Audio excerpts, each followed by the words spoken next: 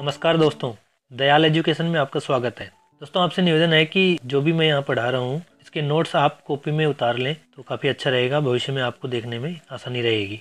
इस सीरीज के जितने भी प्रश्न हैं वो आरबीएससी की पुस्तक से बनाए हुए हैं। दोस्तों, यदि आपने इस चैनल को अभी तक सब्सक्राइब नहीं किया है तो इस चैनल को अभी सब्सक्राइब कर लें ताकि मेरी आने वाली नेक्स्ट वीडियो आप तक जल्दी ही पहुँच सके। इस सीरीज से आपको 60 से 80% प्रश्न जरूर मिल जाएंगे। यदि आपको मेरी वीडियो अच्छी लगती हो तो एक लाइक जरूर कर देना। आपका एक लाइक मेरे लिए मोटिवेशन का काम करता है। तो चलिए शुरू करते हैं। पहला प्रश्न, हब्बल अंतरिक्ष दूरबीन को अंतरिक्ष में कब स्थापित किया गया? इसका सही आंसर होगा सन 1990 में हब्बल नाम के अंतरिक्ष दूरबीन को अंतरिक्ष में स्थापित किया गया था। आप चित्र भी देख सकते हैं इसका। अगला प्रश्न, मास्ट दूरबीन उदयपुर शहर के किस झील के टापू पर स्थापित की गई थी? जयसमंद, फतेह सागर झील, उदय सागर झील या कोई नहीं?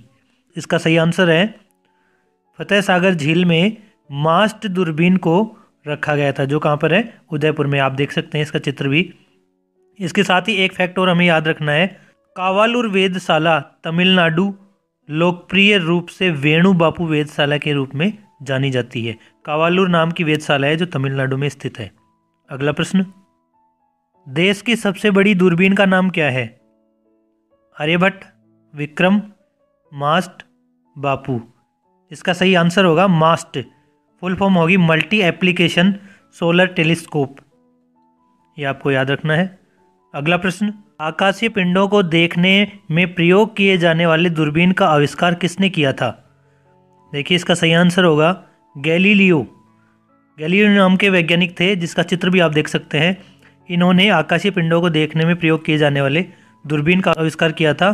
इसके साथ ही हमें याद रखना है, जो साधारण दूरबीन का आविष्कार किया था वो वैज्ञानिक हैं हेंस लिप्पर्सी। ये आपको याद रखना है।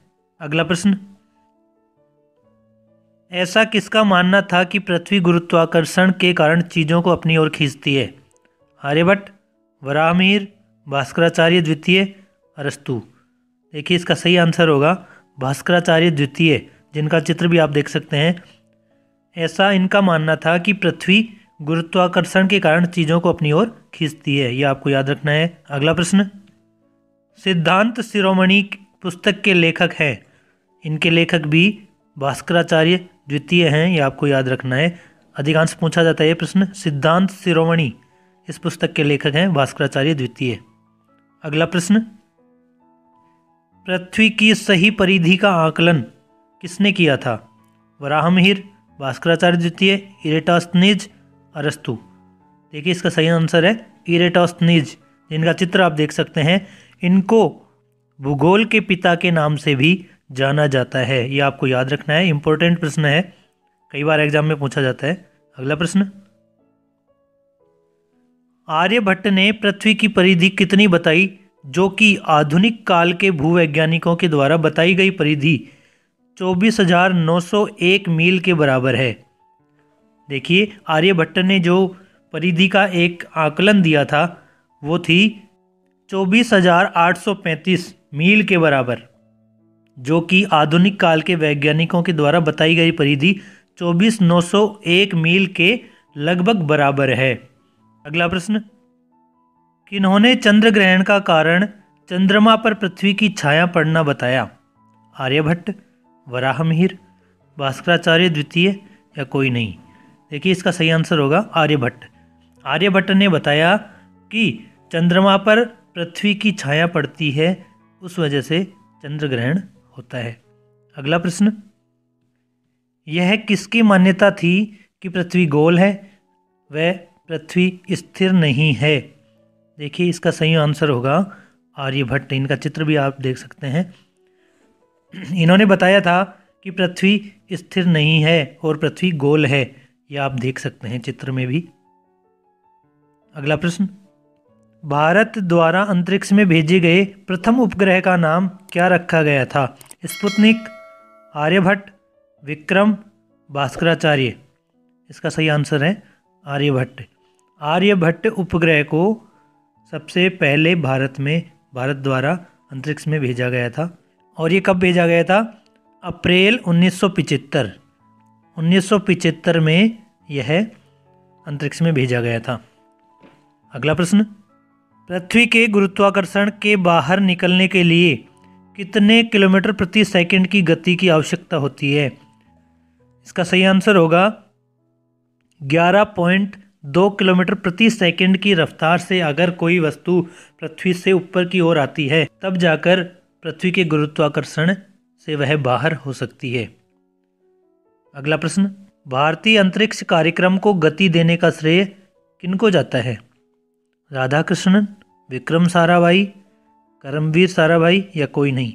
इसका आंसर है विक्रम साराभाई, जिनका चित्र आप देख सकते हैं। अगला प्रश्न, राजस्थान में प्राचीन जंतर मंतर वेधशाला स्थित है।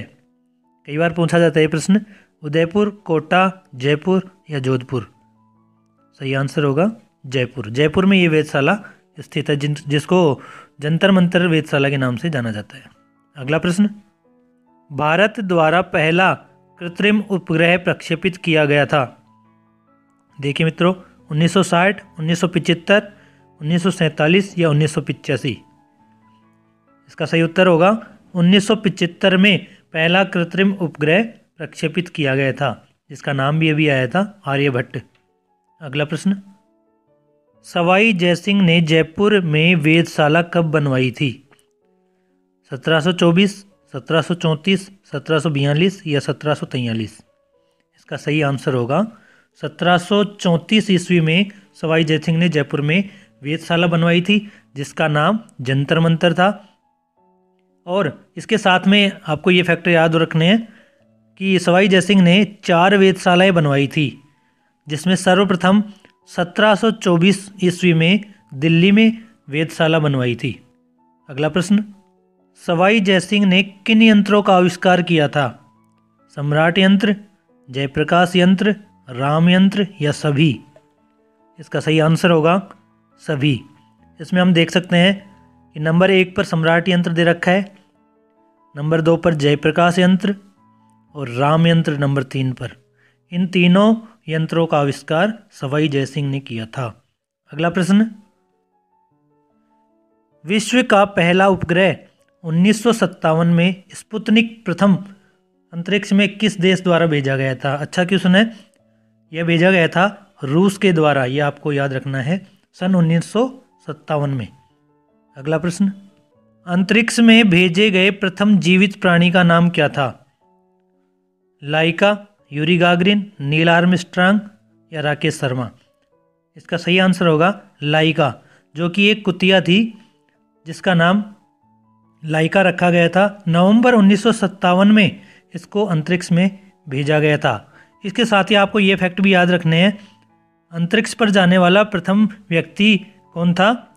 यूरी गागरिन, सन 1961 में। सेकंड नंबर पर आप देख सकते हैं, सन 1961 में ये अंतरिक्ष में गए थे। इसके साथ ही नील आर्मस्ट्रांग, जो कि चंद्रमा पर सबसे पहले उतरने वाले व्यक्ति थे, सन 1969 में।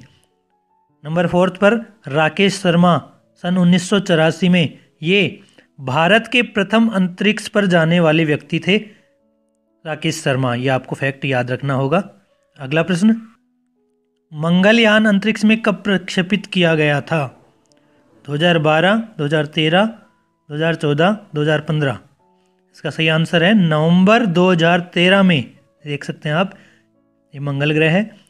ये मंगलयान नवंबर 2013 में प्रक्षेपित किया गया था, ये आपको याद रखना है। आज के इस चैप्टर में इतने ही प्रश्न थे। इस चैप्टर की PDF डाउनलोड करने के लिए मेरे व्हाट्सएप नंबर 7976754053 पर PDF टाइप करके सेंड करें। ये सभी प्रश्न NCERT RBSC की पुस्तकों से तैयार किए गए हैं। यदि आपको मेरी यह कोशिश पसंद आई हो तो चैनल को सब्सक्राइब जरूर करें, जिससे आगे आने वाली वीडियो की नोटिफिकेशन आपको मिल सकें। एग्जाम्स की तैयारी कर रहे अपने दोस्तों को यह वीडियो जरूर शेयर करें। धन्यवाद।